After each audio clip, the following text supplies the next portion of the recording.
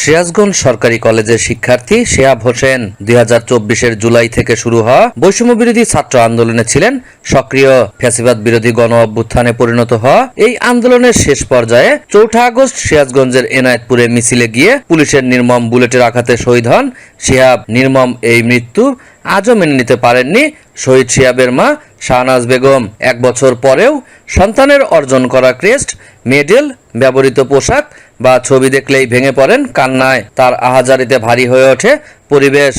কান্নাজড়িত কণ্ঠে দাবি জানান শহীদ শেহাবের রাষ্ট্রীয় স্বীকৃতির। আরে বাবা, আমার ছেলে ইন্টারমিডিয়েট পরীক্ষা দিয়েছিল। আমার ছেলের মনে অনেক বড় আশা ছিল। এখন আমার ছেলে ভার্সিটিতে লেখাপড়া করে। আমার ছেলের সাথে সবাই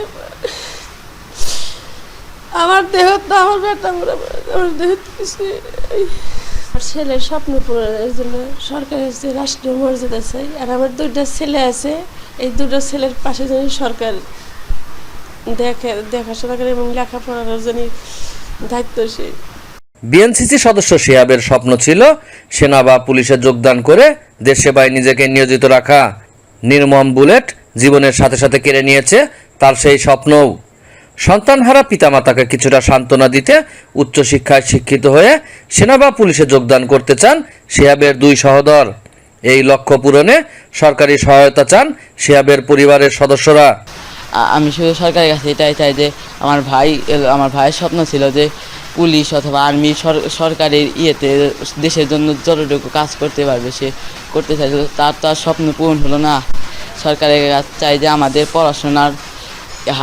পড়াশোনার দায়িত্ব আর আমার মা বাবার খুশির জন্য আমাদের চাকরি বাকরি ভাইয়ের যে স্বপ্ন ছিল আমরা যাতে পূরণ করতে পারি, সরকার যাতে আমাদের সহযোগিতা করে। যাদের রক্তে রাঙা নতুন বাংলাদেশ, তাদের রক্তের ঋণ পরিশোধে শহীদের স্বীকৃতি দেবে সরকার, এমনটি প্রত্যাশা ছাত্র জনতার।